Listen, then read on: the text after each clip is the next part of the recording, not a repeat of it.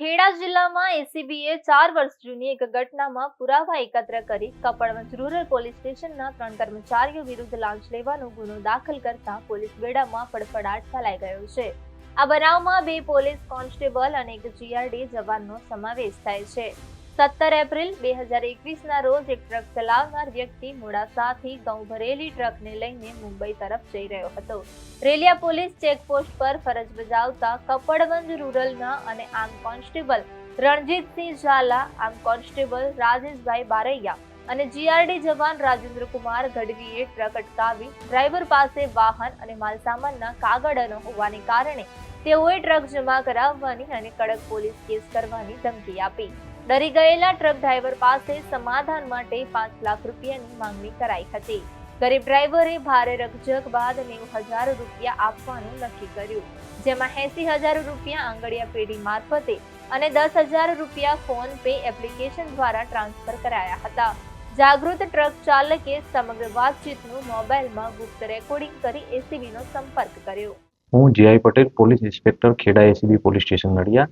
આજરોજ Kheda ACB police station Nadiad ખાતે લાંચનો ગુનો દાખલ કરવામાં આવ્યો છે.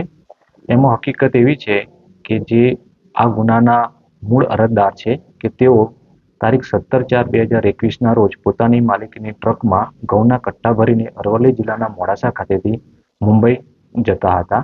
તે દરમિયાન ખેડા અને અરવલ્લી જિલ્લાની હદમાં આવેલ રેલિયા ચેકપોસ્ટ કે જે કપડવંજ રૂરલ પોલીસ સ્ટેશન હદ વિસ્તારમાં આવેલી છે, ત્યાં તેઓ ટ્રક લઈને પહોંચતા તેમની ટ્રકને આજરોજ જે આરોપી વિરુદ્ધ ગુનો દાખલ કરવામાં આવેલો છે, રણજીતસિંહ ઝાલા, રાજેશભાઈ બારૈયા કે જે બંને પોલીસ કર્મચારી છે, અને આરોપી નંબર 3 કે રાજેન્દ્ર ગઢવી કે જે જીઆરડીના સભ્ય છે, તેઓ તેમની ટ્રક રોકેલ અને ટ્રકના કાગળો અને જે માલ સામાન ભરેલ છે એના કાગળો માંગતા અરજદાર પાસે નહોતા. એટલે આ ત્રણેય આરોપીઓ એકબીજાની મદદગારીમાં રહી અને કે ગુનો દાખલ ના કરવો હોય તો તે માટે લાંચની માગણી કરતા શરૂઆતમાં 5 લાખ રૂપિયાની લાંચની માગણી કરે.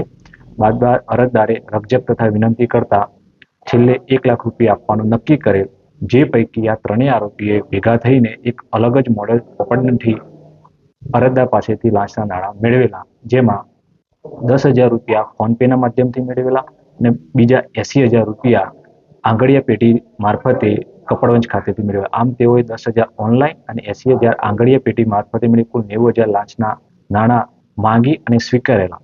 જે અંગેના દસ્તાવેજી પુરાવાઓ તપાસ દરમિયાન મેળવવામાં આવેલા, ટેકનિકલ પુરાવા મેળવવામાં આવેલા, સ્વતંત્ર શાહીદોના નિવેદન દેવામાં આવેલા અને ન્યાયનો હેતુ સિદ્ધ થાય તે માટે આરોપી તથા અરજદાર તમામના અવાજના નમૂના FSL ગાંધીનગર ખાતે મેળવવામાં આવેલા અને આ તમામ દસ્તાવેજી ટેકનિકલ પુરાવા મળતા તેઓ વિરુદ્ધ લાંચની માગણી કરેલ હોય અને લાંચ સ્વીકારેલ હોય પુરાવા મળતા આજરોજ ખેડા એસીબી પોલીસ સ્ટેશન ખાતે તેમના વિરુદ્ધ ગુનો દાખલ કરવામાં આવ્યો છે. જે પૈકી આરોપી નંબર 2 રાજેશભાઈ બારૈયાને સદર ગુનાના કામે અટક કરવામાં આવે છે.